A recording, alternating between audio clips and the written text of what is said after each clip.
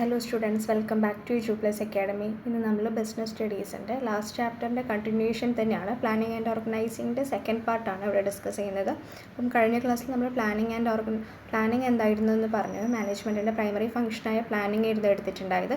നമ്മൾ ഇതിൻ്റെ ഓർഗനൈസിങ് എന്താണെന്നാണ് നോക്കുന്നത്. ഈ ചാപ്റ്ററിൽ നമുക്ക് ഓർഗനൈസിങ്ങിൻ്റെ ഡെഫിനേഷൻ, ഓർഗനൈസിങ്ങിൻ്റെ importance, types of organising, informal ഓർഗനൈസേഷനും ഫോർമൽ ഓർഗനൈസിങ് എന്താണ്, അതുപോലെ ഡീസെൻട്രലൈസേഷൻ, ഡെലിഗേഷൻ, അതിൻ്റെ ഡിഫറൻസസ്, ഇതൊക്കെയാണ് നമ്മൾ ഈ ചാപ്റ്ററിൽ ഡിസ്കസ് ചെയ്യുന്നത്.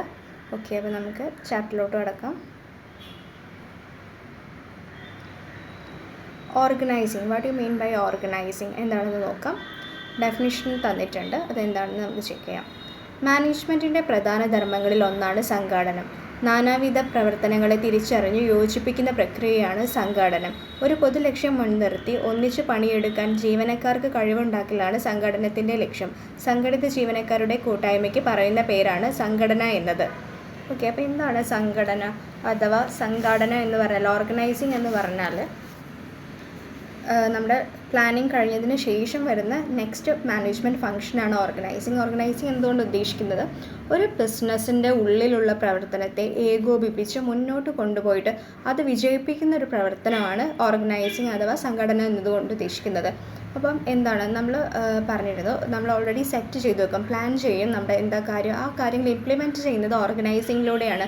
നമ്മൾ സെറ്റ് ചെയ്ത് വെച്ചിട്ടുള്ള ഒബ്ജക്റ്റീവ്സ് നേടിയെടുക്കാൻ വേണ്ടിയിട്ട് നമ്മൾ ഹ്യൂമൻ എഫേർട്ടും അതുപോലെ തന്നെ ഒരുപാട് റിസോഴ്സസും ഒക്കെ നമ്മൾ മാക്സിമം യൂട്ടിലൈസ് ചെയ്യും.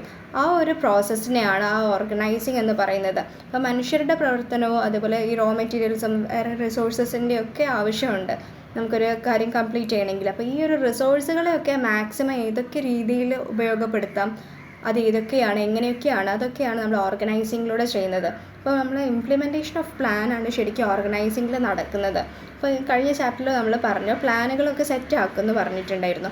അപ്പോൾ ഫസ്റ്റ് സ്റ്റെപ്പായിട്ട് പ്ലാനുകളൊക്കെ നമ്മൾ സെറ്റ് ചെയ്ത് വെക്കും. ആ ഒരു ഓർഗനൈസേഷനിൽ എന്തൊക്കെ ഒബ്ജക്റ്റീവ്സ് അച്ചീവ് ചെയ്യേണ്ടതുണ്ട്, അതുമായി ബന്ധപ്പെട്ടുള്ള ഐഡിയാസൊക്കെ നമ്മൾ ക്രിയേറ്റ് ചെയ്ത് വെക്കും.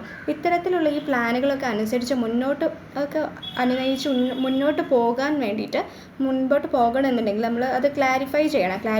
ക്ലാരിഫൈങ് ദി ജോബ്, ഓരോ ആളുകൾ എന്തൊക്കെ ചെയ്യണം എന്നൊക്കെ മനസ്സിലാക്കി കൊടുക്കുക. ആരൊക്കെ എന്തൊക്കെ ഡ്യൂട്ടീസ് ചെയ്യണം, എന്തൊക്കെ ആളുകൾ വർക്ക് ചെയ്യേണ്ടത്, എങ്ങനെയൊക്കെ ചെയ്യണം എന്നൊക്കെ മനസ്സിലാക്കി കൊടുക്കുന്നത് ഏതിലൂടെയാണ്, ഓർഗനൈസിങ്ങിലൂടെയാണ്.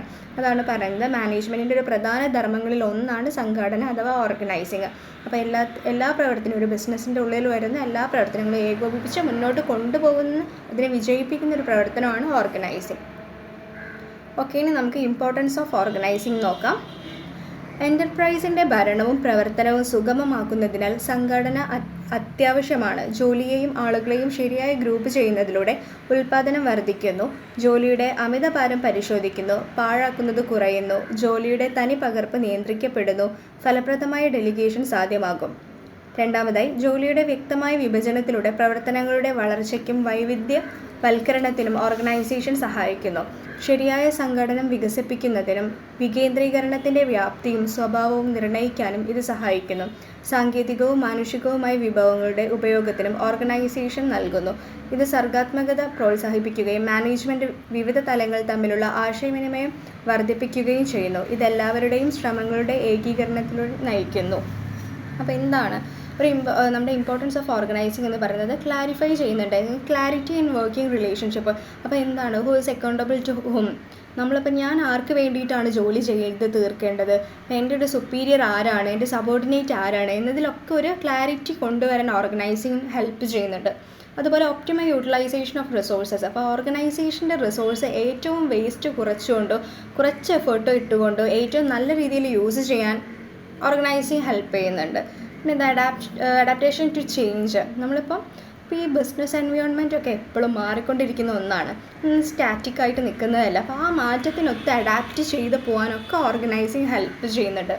അതുപോലെ ഇഫക്റ്റീവ് അഡ്മിനിസ്ട്രേഷൻ. അപ്പോൾ ഒരു ഓർഗനൈസേഷനിലൊക്കെ എല്ലാ കാര്യങ്ങളും കൃത്യമായി പ്രോപ്പറായി എക്സിക്യൂട്ട് ചെയ്തിട്ട് ആ ഒരു വർക്ക് കംപ്ലീറ്റ് ചെയ്യുന്നു ഒക്കെ ഉറപ്പ് വരുത്തുന്നത് ഏതാണ്, ഓർഗനൈസിങ്ങിലൂടെയാണ് അതൊക്കെ ഹെൽപ്പ് ചെയ്യുന്നത്.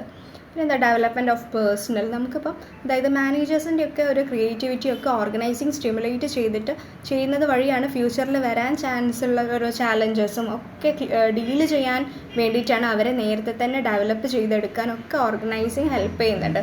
അപ്പോൾ അങ്ങനെയാണ്. അപ്പോൾ ഈ ശരിയായ സംഘടന വികസിപ്പിക്കുന്നതിനും വികേന്ദ്രീകരണം, അത് നമ്മൾ ഡെലിഗേഷനും ഡീസെൻട്രലൈസേഷനും ഒക്കെ നമ്മൾ ഡെഫിനിഷനായിട്ട് കവർ ചെയ്യുന്നുണ്ട് കുറച്ച് കഴിഞ്ഞിട്ട്.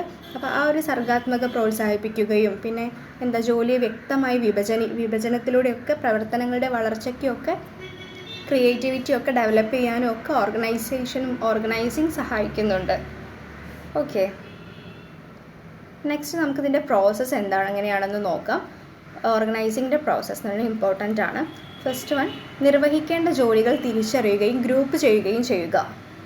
സെക്കൻഡ് വൺ, ഓരോ ജോലി സ്ഥാനത്തിനും ഉത്തരവാദിത്വവും അധികാരവും നിർണ്ണയിക്കുകയും ചെയ്യുക. തേർഡ് വൺ, സ്ഥാപനത്തിലെ വ്യക്തികൾക്ക് ഗ്രൂപ്പുകൾക്കുമായി പ്രവർത്തിക്കുന്നതിനുള്ള വിശദമായ നിയന്ത്രണങ്ങളും നിയന്ത്രിക്കുന്നു. ഓക്കെ, അപ്പോൾ എന്താണ് ഫസ്റ്റ് വൺ, നമ്മൾ ആ ഒരു വർക്ക് എങ്ങനെയാണ്, ആ ഒരു നമുക്ക് ചെയ്യേണ്ട വർക്ക് എങ്ങനെയാണെന്ന് ഐഡൻറ്റിഫിക്കേഷൻ ഓഫ് ആക്ടിവിറ്റീസ് ആണ്. അപ്പോൾ നമുക്ക് എന്താണ് identification of activities and division of work. അപ്പോൾ ചെയ്യാനുള്ള വലിയ വർക്കിനെ ചെറിയ ചെറിയ ജോബ്സ് ആയിട്ട് ഡിവൈഡ് ചെയ്യുന്നു. എന്നിട്ട് ഓരോ എംപ്ലോയീസും എന്തൊക്കെ ജോലി ചെയ്യണം, ഒരുപോലുള്ള ജോലികളെയൊക്കെ ഗ്രൂപ്പിംഗ് ചെയ്യുന്നു. അങ്ങനെയാണ് ഫസ്റ്റ് പ്രോസസ്സ് എന്ന് പറയുന്നത്. പിന്നെന്താ അസൈൻമെൻറ്റ് ഓഫ് റെസ്പോൺസിബിലിറ്റീസ്, നമ്മൾ ചെയ്യേണ്ട ഉത്തരവാദിത്തങ്ങളൊക്കെ അസൈൻ ചെയ്തിട്ട് ഓരോരുത്തർക്ക് കൊടുക്കുന്നു. അതുപോലെ എന്താ ഗ്രാൻറ്റിങ് അതോറിറ്റി, എസ്റ്റാബ്ലിഷിങ് റിലേഷൻഷിപ്പ്, നമ്മുടെ റിലേഷൻഷിപ്പ് വളർത്തിയെടുക്കുന്നുണ്ട് അതിലൂടെ. അപ്പോൾ നമ്മളിപ്പോൾ റിപ്പോർട്ടിംഗ് റിലേഷൻഷിപ്പ് എന്നൊക്കെ പറയുമ്പോൾ നമ്മുടെ ഓരോ സ്ഥാപനങ്ങളിലും നമ്മുടെ ഓരോ ഹെഡ് ഉണ്ടാവും. അപ്പോൾ അവർക്കായിരിക്കും നമ്മൾ ഓരോ ജോലി കംപ്ലീറ്റ് ചെയ്ത് കഴിഞ്ഞാൽ റിപ്പോർട്ട് ചെയ്യേണ്ടതൊക്കെ അവർക്കായിരിക്കും. അപ്പോൾ നമ്മുടെ സുപ്പീരിയേഴ്സായിട്ടൊക്കെ നമ്മുടെ സബോർഡിനേറ്റിന് സുപ്പീരിയേഴ്സിന് ആ ഒരു ഇൻട്രാക്ഷൻ വരുന്നതിലൂടെയൊക്കെ അവർക്ക് എന്താണ് ആ ഒരു അതോറിറ്റി ആൻഡ് റെസ്പോൺസിബിലിറ്റീസൊക്കെ അവരുടെ ആ ഒരു റിലേഷൻഷിപ്പ് ക്രിയേറ്റ് ചെയ്യുകയാണ് ചെയ്യുന്നത്. ഇപ്പോൾ റിപ്പോർട്ടിംഗ് റിലേഷൻഷിപ്പിനെ ക്രിയേറ്റ് ചെയ്യുകയാണ് ചെയ്യുന്നത്. ഓക്കെ, അപ്പോൾ ഇതൊക്കെയാണ് ഇതിൻ്റെ പ്രോസസ്സ് എന്നതുകൊണ്ട് ഉദ്ദേശിക്കുന്നത്. Next, formal and informal organisation. എന്താണ് ഔപചാരിക ആൻഡ് അനൗപചാരിക സംഘടന എന്നതുകൊണ്ട് എന്താണ് ഉദ്ദേശിക്കുന്നത്? ഫോർമൽ ഓർഗനൈസേഷൻ, ഔപചാരിക ഓർഗനൈസേഷൻ എന്നത് ഡിപ്പാർട്ട്മെൻറ്റുകൾ, ഡിവിഷനുകൾ, വ്യക്തികൾ എന്നിവയ്ക്കിടയിലുള്ള ഔദ്യോഗികമായി സ്ഥാപിതമായ ബന്ധത്തെ സൂചിപ്പിക്കുന്നു. ഇത് നന്നായി നിർവചിക്കപ്പെട്ട ലക്ഷ്യങ്ങൾ കൈവരിക്കുന്നതിന് ബോധപൂർവം രൂപകൽപ്പന ചെയ്ത റോളുകളുടെ ഘടനയാണ്. മറ്റൊരു വിധത്തിൽ പറഞ്ഞാൽ ഔപചാരിക ഓർഗനൈസേഷൻ ഒരു വ്യക്തി എന്താണ് നന്നായി നിർവചിക്കപ്പെട്ട ജോലികളുടെ ഒരു സംവിധാനമാണ്. ഓരോന്നും അധികാരത്തിൻ്റെയും ഉത്തരവാദിത്തത്തിൻ്റെയും കൃത്യമായ അളവുകോൽ വഹിക്കുന്നു. ഇത് ക്രമം പ്രോത്സാഹിപ്പിക്കുകയും പ്രവർത്തനങ്ങൾ ചെയ്യുന്നതിനും നിയന്ത്രിക്കപ്പെടുന്നതിനും സഹായിക്കുന്നു. ഓക്കെ, അപ്പോൾ എന്താണ് ഫോർമൽ ഓർഗനൈസേഷൻ അഥവാ ഔപചാരിക ഓർഗനൈസേഷൻ എന്ന് പറയുന്നത്? കുറച്ചും കൂടെ ഫോർമൽ ആൻഡ് സ്റ്റാൻഡേർഡൈസ്ഡ് ആയിട്ടുള്ള ഒരു ഓർഗനൈസേഷൻ ആയിരിക്കും ഫോർമൽ ഓർഗനൈസേഷൻ എന്ന് പറയുന്നത്. അവിടെ നമ്മുടെ വളരെ ഡീസൻ്റ് ആയിട്ട് രീതിയിൽ നടന്നുകൊണ്ടിരിക്കുന്ന ഒരു ബിസിനസ്സിനെ സംബന്ധിച്ചിട്ട് അവിടെ നടക്കുന്ന ഒരു ഓർഗനൈസേഷൻ എന്താണ്? ഫോർമൽ ഓർഗനൈസേഷനാണ്. Formal organisation refers to the officially established pattern of relationship among departments. ഒരു ഡിപ്പാർട്ട്മെൻറ്റുകൾ തമ്മിലുള്ള ഒരു എസ്റ്റാബ്ലിഷ്ഡ് ആയിട്ടുള്ള പാറ്റേണിൽ പോകുന്ന ഒരു റിലേഷൻഷിപ്പാണ് ഫോർമൽ ഓർഗനൈസേഷൻ എന്ന് പറയുന്നത്. അവിടെ എന്തൊക്കെയാണ് departments, divisions and individual to achieve well defined goals and consciously designed structure. ഒരു ഡിസൈൻഡ് സ്ട്രക്ചർ ഒരു ഡിസൈൻ ചെയ്തിട്ടുള്ള ഒരു സ്ട്രക്ചർ രൂപാന്തരപ്പെടുത്തിയിട്ടാണ് നമ്മൾ ഈ ഒരു ഫോർമൽ ഓർഗനൈസേഷൻ സൃഷ്ടിക്കുന്നത്. അപ്പോൾ അതിനൊരു പ്രത്യേക ഒരു യൂണിഫോമിറ്റി ഉണ്ടാവും. ഓക്കെ, നമ്മളതൊരു പെർഫെക്റ്റ് ആയിരിക്കും ആ ഒരു ഫോർമൽ ഓർഗനൈസേഷൻ എന്ന് പറയുന്നത്. അവിടെ നമുക്ക് അതിൻ്റേതായ എല്ലാ ഡിവിഷൻസും എല്ലാവരും ഇൻക്ലൂഡ് ചെയ്തിട്ടുള്ളൊരു ഓർഗനൈസേഷൻ ആയിരിക്കും. ഓക്കെ, അപ്പോൾ ആ ഒരു അത്തരത്തിലുള്ള റിലേഷൻഷിപ്പ് ആയിരിക്കും ഫോർമൽ ഓർഗനൈസേഷനിൽ ഉണ്ടാവുക. അപ്പം അവിടെ എന്താണെന്ന് വെച്ചാൽ ഡിപ്പാർട്ട്മെൻറ്റുകൾ, ഡിവിഷനുകൾ, വ്യക്തികൾ എന്നിവയ്ക്കിടയിലുള്ള ഔദ്യോഗികമായിട്ട്, ആ ഒരു വേർഡ് സ്ട്രെസ് ചെയ്യുക, ഔദ്യോഗികമായിട്ട് സ്ഥാപിതമായ ഒരു ബന്ധത്തെയാണ് അവിടെ സൂചിപ്പിക്കുന്നത്. അപ്പോൾ ഇത് നന്നായി നിർവചിക്കപ്പെട്ട ലക്ഷ്യങ്ങളും കൈവരിക്കുന്നതിന് ബോധപൂർവ്വം രൂപകൽപ്പന ചെയ്തിട്ടുള്ള ഒരു റോളുകളുടെ ഘടനയാണ് ഫോർമൽ ഓർഗനൈസേഷൻ അഥവാ ഔപചാരിക സംഘടന എന്ന് പറയുന്നത്. അപ്പോൾ മറ്റു വിധത്തിൽ പറഞ്ഞാൽ ഔപചാരിക ഓർഗനൈസേഷൻ ഒരു വ്യക്തി എന്താണ് എന്ന് നന്നായി നിർവചിക്കപ്പെട്ട ജോലികളുടെ ഒരു സംവിധാനമാണ്. ഓരോന്നും അധികാരത്തിൻ്റെയും ഉത്തരവാദിത്തത്തിൻ്റെയും കൃത്യമായ അളവുകോൽ വഹിക്കുന്നു. അപ്പോൾ ആ ഒരു ഫോർമൽ ഓർഗനൈസേഷനിൽ ഓരോരുത്തരുടെ റോൾസ് എന്താണ്, അവരെന്തൊക്കെ വർക്ക് ചെയ്യണം, എങ്ങനത്തെയൊക്കെ രീതിയിൽ അവർ പെരുമാറണം എന്ന് വെച്ചാൽ ഒരു അച്ചടക്കപരമായിട്ടുള്ളൊരു ഓർഗനൈസേഷനാണ് ഫോർമൽ ഓർഗനൈസേഷൻ എന്നതുകൊണ്ട് ഉദ്ദേശിക്കുന്നത്. ഓക്കെ, നെക്സ്റ്റ് നമുക്ക് ഇൻഫോർമൽ ഓർഗനൈസേഷൻ എന്താണെന്ന് നോക്കാം. ഇൻഫോർമൽ ഓർഗനൈസേഷൻ എന്ന് പറയുന്നത് അനൗപചാരിക ഓർഗനൈസേഷനുകൾ വ്യക്തിപരമായ മനോഭാവങ്ങൾ, ഇഷ്ടങ്ങൾ, അനിഷ്ടങ്ങൾ എന്നിവയെ അടിസ്ഥാനമാക്കിയുള്ള സ്ഥാപനത്തിലെ വ്യക്തികൾ തമ്മിലുള്ള ബന്ധത്തെ സൂചിപ്പിക്കുന്നു. അവരുടെ സാമൂഹികവും വൈകാരികവുമായ ആവശ്യങ്ങൾ നിറവേറ്റുന്നതിനായി ഉത്ഭവിക്കുകയും സ്വയമേവ വികസിപ്പിക്കുകയും ചെയ്യുന്നു. ഇത് തൊഴിൽ സാഹചര്യത്തിൽ ആളുകളുടെ സ്വാഭാവിക ഗ്രൂപ്പിങ്ങിനെ പ്രതിനിധീകരിക്കുന്നു. കൂടാതെ ഔപചാരിക ഓർഗനൈസേഷൻ്റെ തൃപ്തിപ്പെടുത്താത്ത ആവശ്യങ്ങൾ നിറവേറ്റുന്നതിനാൽ ഔപചാരിക ഓർഗനൈസേഷൻ അനുബന്ധവുമാണ്. ഔപചാരിക സംഘടന അംഗങ്ങൾക്ക് വ്യക്തിപരമായ കാഴ്ചപ്പാടുകളും അനുഭവങ്ങളും കൈമാറാൻ അവസരം നൽകുന്നില്ല. അതിനാൽ അത്തരം താൽപ്പര്യങ്ങളും ആവശ്യങ്ങളും നിറവേറ്റുന്നതിനായി അവർ അനൗപചാരികമായി ഇടപഴകുന്നു. വാസ്തവത്തിൽ ഔപചാരിക ഘടനയുടെ പരിമിതികൾ കൊണ്ടാണ് അനൗപചാരിക സംഘടന നിലവിൽ വരുന്നത്. ഓക്കെ, അപ്പോൾ നമ്മളൊരു ഇൻഫോർമൽ ഓർഗനൈസേഷൻ എന്ന് പറയുന്നത് അനൗപചാരിക ഓർഗനൈസേഷനാണ്. അതൊരു ഫോർമൽ വേയിൽ സൃഷ്ടിക്കപ്പെട്ടിട്ടുള്ളതൊന്നുമല്ല. അതൊരു ഇൻഡിവിജ്വൽസ് അവരുടെ ഇഷ്ടപ്രകാരം ഫോം ചെയ്യുന്ന ഒരു ഓർഗനൈസേഷനാണ് ഇൻഫോർമൽ ഓർഗനൈസേഷൻ. അപ്പോൾ നമ്മൾ പറഞ്ഞിരുന്നു, ഏതൊരു ഓർഗനൈസേഷൻ എടുക്കുകയാണെങ്കിൽ, ഏതൊരു ബിസിനസ്, ഏതൊരു എൻ്റർപ്രൈസ് എടുക്കുകയാണെങ്കിൽ അവിടെ ഒരു ഫോർമലായിട്ടും ഇൻഫോർമലായിട്ടുള്ള ഓർഗനൈസേഷൻസ് ഉണ്ടാവും. ഫോർമൽ ഓർഗനൈസേഷൻ എന്ന് പറഞ്ഞാൽ അവിടെ സുപ്പീരിയേഴ്സും മാനേജേഴ്സും സബോർഡിനേറ്റ്സും എല്ലാവരും ഇൻക്ലൂഡ് ചെയ്തിട്ടുള്ളൊരു വലിയൊരു സർക്കിൾ ഓഫ് പീപ്പിൾ ആയിരിക്കും അവിടെ ഉണ്ടാവുക. പക്ഷേ ഇൻഫോർമൽ ഓർഗനൈസേഷനിൽ അപ്പോൾ ആ ഒരു ഫോർമൽ ഓർഗനൈസേഷനിൽ അവർക്ക് പ്രത്യേകിച്ചൊരു റോൾസ് ഇല്ല, അവർക്ക് പ്രത്യേകിച്ചൊരു വോയിസ് ഒന്നും ഇല്ല. പക്ഷേ അവരെന്താണെന്ന് വെച്ചാൽ അവർ പറയുന്ന, അവരുടെ ഹെഡ്സ് പറയുന്ന, അവരുടെ മാനേജേഴ്സ് പറയുന്നത് കേട്ട് നിൽക്കുക. അതുപോലെ അവരുടെ ഒരു ഫീലിങ്സിനോ അവരുടെ ഒരു ലൈക്സിനോ ഡിസ്ലൈക്സിനോ ഒന്നും പ്രാധാന്യമില്ല. അപ്പോൾ അവരവിടെ ജസ്റ്റ് അവിടെ പ്രസൻറ്റ് ആവുന്നതേ ഉള്ളൂ. പക്ഷെ അവർക്ക് അവരുടെ ഒരു ഒപ്പീനിയൻ പറയാനൊന്നും അവിടെ ഒരു അവകാശമില്ല. അപ്പോൾ അങ്ങനെ അത്തരത്തിലുള്ളൊരു ഫോർമൽ ഓർഗനൈസേഷൻ ഇതൊന്നും നടത്തുന്നില്ല. അതുകൊണ്ടാണ് അവർ ഇൻഫോർമൽ ഓർഗനൈസേഷൻ ഇവരുടെ സ്വയം ഇഷ്ടത്തിന്, ഇവരുടെ ഫീലിങ്സ് കാര്യങ്ങളൊക്കെ ഷെയർ ചെയ്യാൻ വേണ്ടിയിട്ടാണ് ഒരു ഓർഗനൈസേഷനിൽ ഒരു ഇൻഫോർമൽ ഓർഗനൈസേഷൻ രൂപപ്പെടുന്നത്. ഓക്കെ, അതൊരു അനൗപചാരികമാണ്. അപ്പോൾ ഇവിടെ നമുക്ക് നമ്മുടെ കാര്യങ്ങൾ, നമ്മുടെ ഫീലിങ്സ്, നമ്മുടെ സ്ട്രെസ്സ്, നമ്മുടെ എല്ലാ കാര്യങ്ങളും നമുക്ക് തീർക്കാനും നമുക്ക് എല്ലാ കാര്യങ്ങളും പങ്കുവെക്കാനും ഒക്കെ നമ്മുടെ ഇൻഡിവിജ്വൽസിനിടയിൽ നമ്മുടെ ആ ഒരു സ്ഥാപനത്തിൽ വർക്ക് ചെയ്യുന്ന ആളുകൾ രൂപീകരിക്കുന്ന ഒരു ഓർഗനൈസേഷനാണ് അനൗപചാരികമായ ഓർഗനൈസേഷൻ. അതൊരു വെൽ സ്ട്രക്ചേർഡ് ആൻഡ് വലിയൊരു സെറ്റപ്പിൽ അവർ തുടങ്ങുന്നതല്ല. അവരുടെ ഒരു പേഴ്സണൽ ആവശ്യങ്ങൾക്ക് വേണ്ടിയിട്ട് അവർ തുടങ്ങുന്ന ഒരു ഓർഗനൈസേഷനാണ്. അവരുടെ ഒരു റിലേഷൻഷിപ്പ്, അവരുടെ ഇൻഡിവിജ്വൽ റിലേഷൻഷിപ്പൊക്കെ ഒന്ന് പുതുക്കാനും അവരുടെ personal attitudes, likes and dislikes ഒക്കെ ഒന്ന് ഒറിജിനേറ്റ് ചെയ്യുന്നത് ഇൻഫോർമൽ ഓർഗനൈസേഷനിലൂടെയാണ്. ഓക്കെ, നമുക്ക് നോക്കാം difference between formal and informal organisation. ഔപചാരിക സംഘടനയുടെ അനൗപചാരിക സംഘടനയുടെ ഡിഫറൻസ് നോക്കാം. ആദ്യം നമുക്ക് ഔപചാരിക സംഘടനയുടേത് നോക്കാം, ഫോർമൽ ഓർഗനൈസേഷൻ്റെത്. ഇത് ഉയർന്ന മാനേജ്മെൻറ്റ് ആണ് സൃഷ്ടിച്ചത്. സെക്കൻഡ് വൺ, ഓർഗനൈസേഷൻ ജോലികൾ ആസൂത്രിതവും വ്യവസ്ഥാപിതവുമായ രീതിയിൽ നിർവഹിക്കുന്നതിനാണ് ഇത് സൃഷ്ടിച്ചിരിക്കുന്നത്. തേർഡ് പോയിൻറ്റ്, ഇത് നിയന്ത്രിക്കുന്നത് ഔദ്യോഗികമായി നിയമിച്ച മാനേജർമാരാണ്. ഫോർത്ത് പോയിൻറ്റ്, ഔപചാരിക ഓർഗനൈസേഷൻ്റെ മാനേജർ വർക്ക് ഔപചാരിക അധികാരമുണ്ട്. ഔപചാരിക സംഘടന സ്ഥിരവും സുസ്ഥിരവുമാണ്. ഓക്കെ, അപ്പോൾ ഇത്രയാണ് ഔപചാരിക സംഘടനയുടെ പ്രത്യേകതകൾ എന്ന് പറയുന്നത്. അതിൻ്റെ ആ ഒരു അനൗപചാരിക സംഘടന എന്താണെന്ന് നമുക്ക് നോക്കാം. എന്നിട്ട് നമുക്ക് ആ ഡിഫറൻസ് ഒന്ന് പറയാം. ഇത് ഉന്നത മാനേജ്മെൻറ്റ് സൃഷ്ടിച്ചതല്ല. സഹവസിക്കാനുള്ള ആളുകളുടെ സ്വാഭാവിക ആഗ്രഹത്തിൽ നിന്നാണ് ഇത് ഉടലെടുക്കുന്നത്. നെക്സ്റ്റ് പോയിന്റ്, ഔപചാരികമായ സംഘടനയിലൂടെ തൃപ്തിപ്പെടുത്താൻ കഴിയാത്ത അംഗങ്ങളുടെ ആവശ്യങ്ങൾ നിറവേറ്റുന്നതിനാണ് ഇത് രൂപീകരിച്ചത്. തേർഡ് പോയിന്റ്, അനൗപചാരിക ഗ്രൂപ്പിലെ അംഗങ്ങളുടെ താൽപ്പര്യങ്ങൾ നിറവേറ്റുന്നതിനായി ഒരാൾ അവരുടെ നേതാവായി തിരഞ്ഞെടുക്കുന്നു. ഫോർത്ത് പോയിന്റ്, അനൗപചാരിക ഗ്രൂപ്പിൻ്റെ നേതാവിന് അധികാരം ഗ്രൂപ്പ് അംഗങ്ങളുടെ സംയുക്ത പിന്തുണയും ആശ്രയിച്ചിരിക്കുന്നു. ലാസ്റ്റ് പോയിന്റ്, അനൗപചാരിക സംഘടന താൽക്കാലിക സ്വഭാവം ഉള്ളതാണ്. ഓക്കെ, അപ്പോൾ ഇതൊക്കെയാണ് ഇതിൻ്റെ ഒരു ഡിഫറൻസ് എന്ന് പറയുന്നത്. അപ്പോൾ ഫോർമൽ ഓർഗനൈസേഷൻ അതൊരു മാനേജ്മെൻറ്റ് സൃഷ്ടിച്ചതാണ്. പക്ഷേ ഇൻഫോർമൽ ഓർഗനൈസേഷൻ അത് ഒരു മാനേജ്മെൻ്റ് ഒന്നും സൃഷ്ടിച്ചതല്ല. അവിടുത്തെ ഇൻഡിവിജ്വൽസ് ആളുകളുടെ ഒരു സ്വാഭാവിക ഒരു ആഗ്രഹത്തിൻ്റെ പുറത്ത് ഉടലെടുത്തത് രൂപപ്പെട്ട ഒരു സംഘടനയാണ് അനൗപചാരിക സംഘടന. അതേപോലെ ഔപചാരിക സംഘടനയിൽ നടത്തുന്ന അവരെന്തിനു വേണ്ടിയിട്ടാണ് അത് ഫോം ചെയ്തു വെച്ചത്? ആസൂത്രിതവും വ്യവസ്ഥാപിതവുമായ രീതിയിൽ കാര്യങ്ങൾ നിർവഹിക്കാനാണ് ഇത് സൃഷ്ടിച്ചിരിക്കുന്നത്. നേരെ മറിച്ച് ഇൻഫോർമൽ ഓർഗനൈസേഷനോ അവിടെ ഔപചാരികമായ സംഘടനയുടെ തൃപ്തിപ്പെടുത്താൻ കഴിയാത്ത അംഗങ്ങളുടെ ആവശ്യങ്ങൾ നിറവേറ്റുന്നതിനാണ് ഇത് രൂപീകരിച്ചത്. അവിടെ അവർക്ക് അവരുടെ കാര്യങ്ങളൊന്നും കാര്യങ്ങളൊന്നും പറ്റില്ല ഫോർമൽ ഓർഗനൈസേഷനിൽ. അപ്പോൾ അവിടുത്തെ ആ ഒരു കുറവ് നികത്താൻ വേണ്ടിയിട്ടാണ് അവർ ഈ ഇൻഫോർമലായിട്ട് അവർ ഓർഗനൈസേഷൻ രൂപീകരിക്കുന്നത്. അവിടെ നമുക്ക് ഒരു കാര്യങ്ങൾ നമ്മുടെ പേഴ്സണൽ ആറ്റിറ്റ്യൂഡ്സ് കാര്യങ്ങളൊന്നും അവിടെ കാണിക്കാൻ പറ്റില്ല. അതിന് പകരമായിട്ടാണ് ആ ഒരു കാര്യം അവിടെ നിർവഹിക്കാൻ പറ്റാത്ത കാര്യങ്ങൾക്ക് വേണ്ടിയിട്ടാണ് ഇവിടെ അനൗപചാരിക സംഘടന രൂപീകരിക്കുന്നത്. ഓക്കെ, അപ്പോൾ ഇത് കൺട്രോൾ ചെയ്യുന്നത് ആരാണ്? ഫോർമൽ ഓർഗനൈസേഷനിൽ ഇത് കൺട്രോൾ ചെയ്യാൻ വേണ്ടിയിട്ട് തന്നെ ഒരു മാനേജറിനെ അവർ അപ്പോയിൻറ്റ് ചെയ്യും. പക്ഷേ ഇൻഫോർമൽ ഓർഗനൈസേഷൻ എന്ന് പറയുന്നത് അവരുടെ ആ ഇൻഡിവിജ്വൽസിൻ്റെ കൂട്ടത്തിലുള്ള ഒരാളായിരിക്കും അവിടുത്തെ ഒരു നേതാവായിട്ട്, ഒരു ലീഡറായിട്ട് അവർ കൺസിഡർ ചെയ്യുക. അപ്പോൾ അവരുടെ ആ ഒരു റോൾ അതാണ്. അപ്പോൾ അവരുടെ ആ ഒരു കൺട്രോളൊക്കെ ചെയ്യുന്നത് എങ്ങനെയാണ്? ഇതിനാണെങ്കിൽ ഔപചാരിക സംഘടനയ്ക്കാണെങ്കിൽ എന്താണ്, ഒരു പ്രത്യേക അധികാരമൊക്കെ ഉണ്ട് ആ മാനേജറിന്. പക്ഷേ ഇവിടുത്തെ അധികാരം എന്ന് പറയുന്നത്, ഇവിടുത്തെ ഈ ഒരു ഇൻഫോർമൽ ഓർഗനൈസേഷൻ്റെ ആ ഒരു ലീഡറിൻ്റെ പവർ എന്ന് പറയുന്നത് അംഗങ്ങളുടെ സപ്പോർട്ട്, അവരുടെ ആ ഒരു സപ്പോർട്ട്, ആ ഒരു പിന്തുണയാണ് ആ ഒരു നേതാവിൻ്റെ ആ ഒരു പവർ എന്ന് പറയുന്നത്.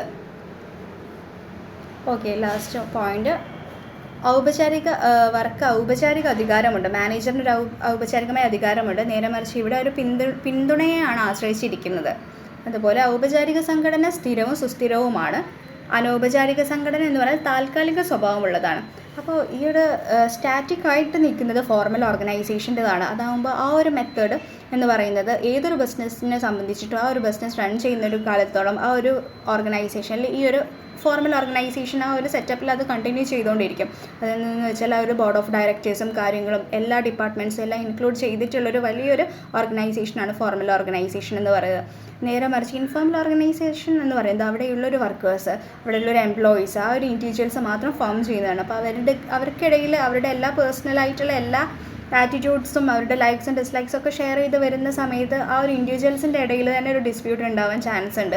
അപ്പോൾ അത് അങ്ങനെ നിലനിൽക്കാൻ ചാൻസ് ഇല്ല. അപ്പോൾ ആരെങ്കിലും ഒരു വഴക്കിട്ട് കഴിഞ്ഞാൽ ആ ഒരു ഇൻഫോർമൽ ഓർഗനൈസേഷൻ ഒരു പ്രോപ്പറായിട്ടൊരു വെൽ ഡിഫൈൻഡ് ആയിട്ടുള്ളൊരു ഓർഗനൈസേഷനൊന്നുമല്ല. അപ്പോൾ ആരെങ്കിലും വഴക്കിട്ട് കലഹിച്ചു പോയാൽ ആ ഒരു ഓർഗനൈസേഷൻ അനൗപചാരികമായ സംഘടന അവിടെ നിന്നു പോകും. അവിടെ എന്താണ് അതിന് ടെമ്പററി, ആ ഒരു താൽക്കാലിക സ്വഭാവം ഉള്ളതാണെന്ന് പറയുന്നത്.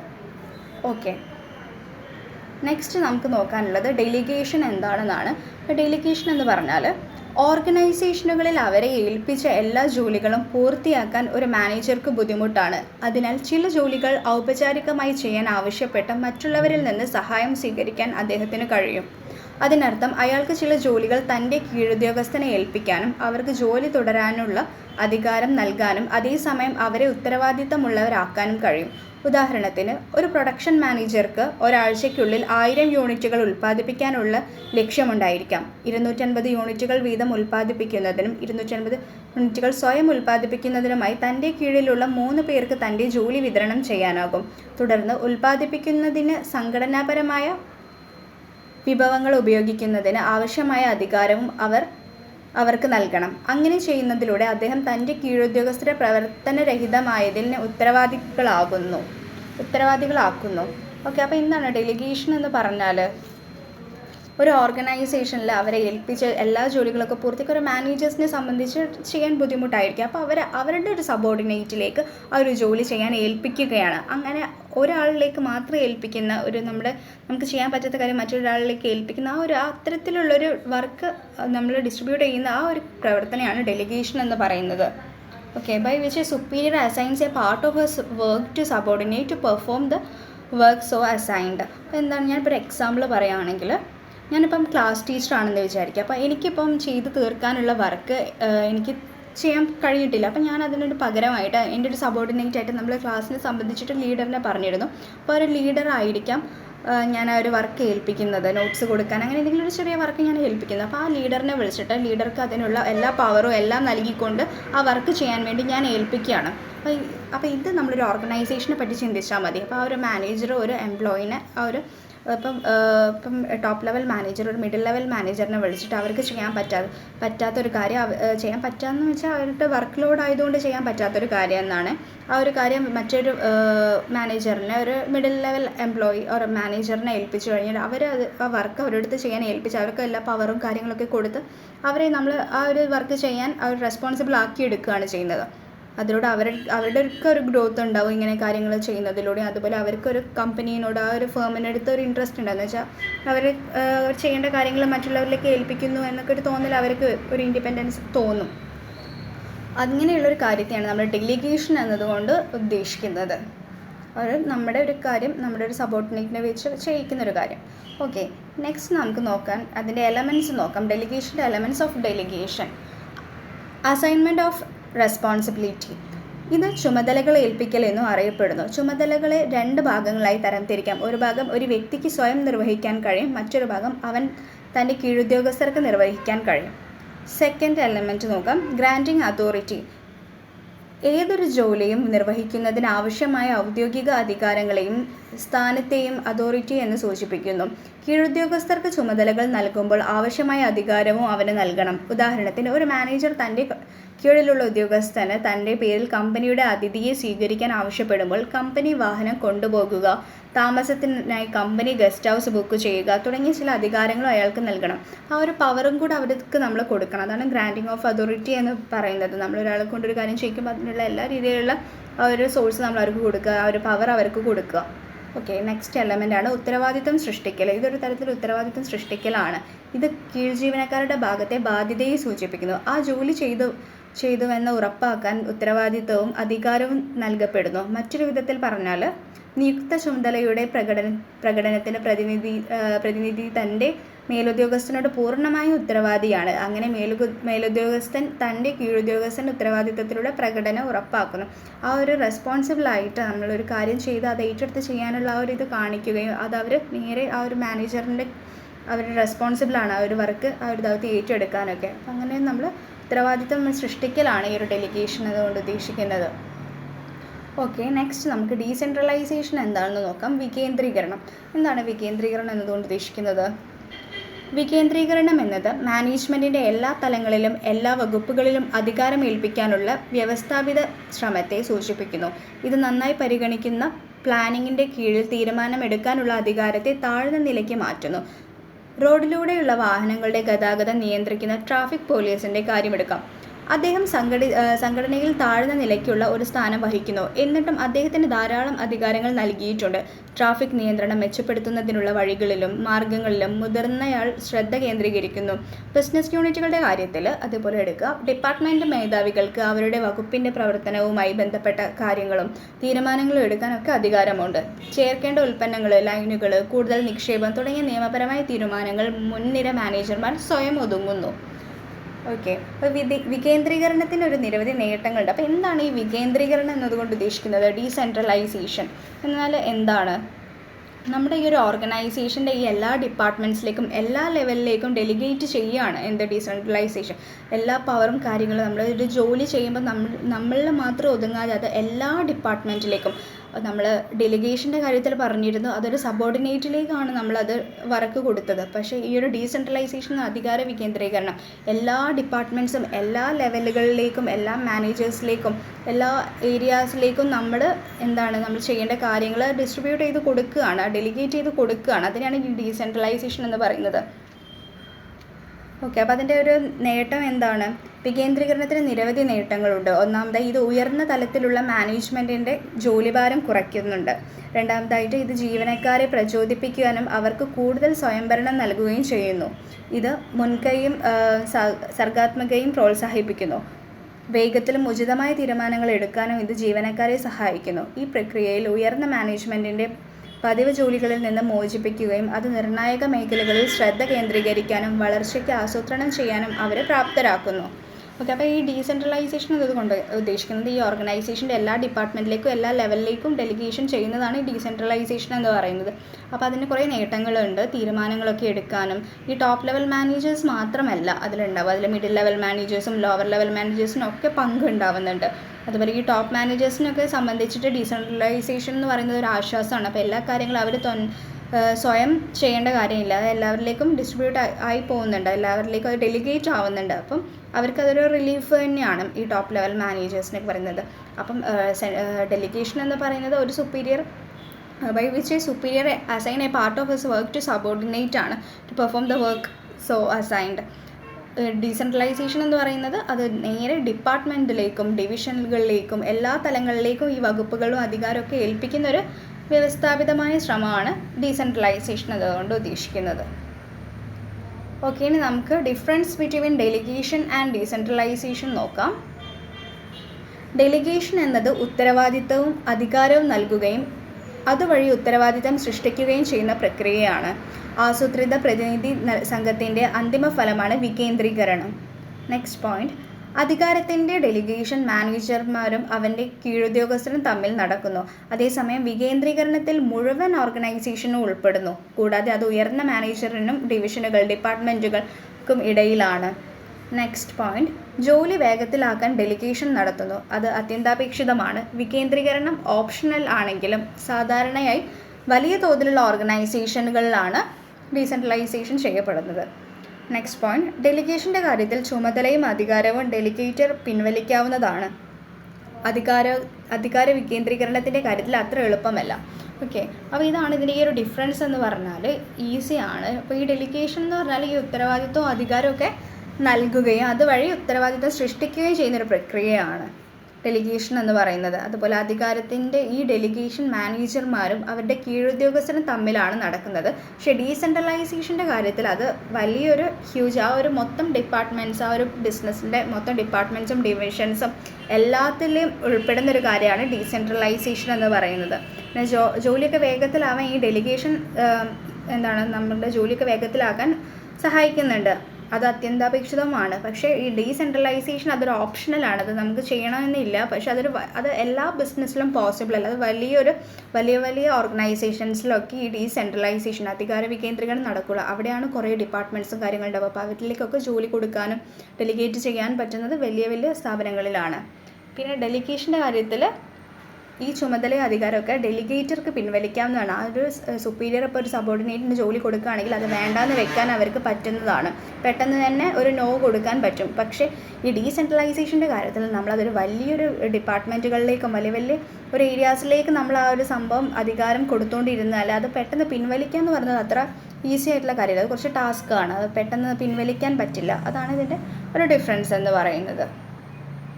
ഓക്കെ, അപ്പോൾ ഇത്രയായിരുന്നു നമ്മൾ ഇന്നത്തെ ക്ലാസ്സിൽ ഡിസ്കസ് ചെയ്തിട്ടുണ്ടായത്. ഓർഗനൈസിങ്ങിനെ പറ്റിയിട്ട് അതായിരുന്നു നമ്മൾ ഡിസ്കസ് ചെയ്തത്. അപ്പോൾ ഓർഗനൈസിങ് എന്ന് പറയുന്നത് എന്താണ് ഉദ്ദേശിക്കുന്നത്, എന്തൊക്കെ ജോലികൾ ഒരാൾക്ക് ചെയ്യണം, ഒരു ഓർഗനൈസേഷനിൽ ഒരു സ്ഥാപനത്തിൽ എന്തൊക്കെ ജോലികൾ ചെയ്യാനുണ്ടെന്ന് കണ്ടുപിടിക്കലും, ഒരു സ്ഥാപനത്തിൽ അതുപോലെയുള്ള ഗ്രൂപ്പിംഗ് ചെയ്യലും, ദെൻ അതോറിറ്റി ആൻഡ് റെസ്പോൺസിബിലിറ്റീസ് ഒക്കെ അനുസരിച്ചിട്ട് റിലേഷൻഷിപ്പ് ക്രിയേറ്റ് ചെയ്യും എല്ലാമാണ്.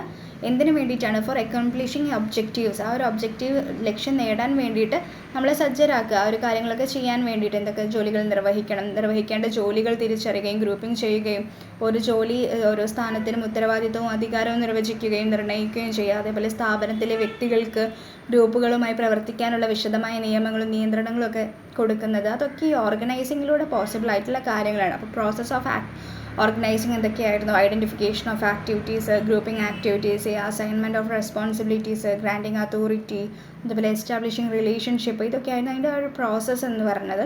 പിന്നെ നമ്മൾ ഫോർമൽ ആൻഡ് ഇൻഫോർമൽ ഓർഗനൈസേഷൻ എന്താണെന്ന് പറഞ്ഞു, അതിൻ്റെ ഡിഫറൻസ് നോക്കിയിരുന്നു. അതൊക്കെയാണ് നമ്മൾ ഈ ഒരു ചാപ്റ്റർ ഡിസ്കസ് ചെയ്തിട്ടുണ്ടായത്. അതേപോലെ ഇമ്പോർട്ടൻസ് ഓഫ് ഓർഗനൈസിങ് എന്തൊക്കെയായിരുന്നു, clarity in working relationship, optimum utilisation of resources, adaptation to change, അതുപോലെ development of personnel, effective administration, ഇതൊക്കെ ആയിരുന്നു ഇതിൻ്റെ ഒരു പ്രത്യേകത. പിന്നെ നമ്മൾ ഡെലിഗേഷൻ എന്താണെന്നും ഡീസെൻട്രലൈസേഷൻ അതിൻ്റെ ഡിഫറൻസസ് ഒക്കെ നോക്കിയിട്ടുണ്ടായിരുന്നു. ഇനി നമുക്ക് പ്ലാനിങ്ങിൻ്റെയും ഓർഗനൈസിങ്ങിൻ്റെയും ആ ഒരു കമ്പൈൻ ചെയ്തിട്ട് ഒബ്ജക്റ്റീവ് ക്വസ്റ്റ്യൻസ് ഉണ്ടാവുമെന്ന് പറഞ്ഞിട്ടുണ്ടായിരുന്നു. ആ ഒരു കുറച്ച് ഒബ്ജക്റ്റീവ് ക്വസ്റ്റ്യൻസ് MCQ നമുക്ക് ചെക്ക് ചെയ്യാം. What is known as the primary function of management? എന്താണ്? പ്ലാനിങ് ആണ് answer. Second question, which of the following is not a benefit of planning? B, planning as a mental exercise. അതൊരു benefit അല്ല. Planning mental exercise ആണെന്ന് പറഞ്ഞാൽ അതൊരു ഫീച്ചറാണ് പ്ലാനിങ്ങിൻ്റെ, അതൊരു ബെനിഫിറ്റായിട്ട് കൺസിഡർ ചെയ്യില്ല.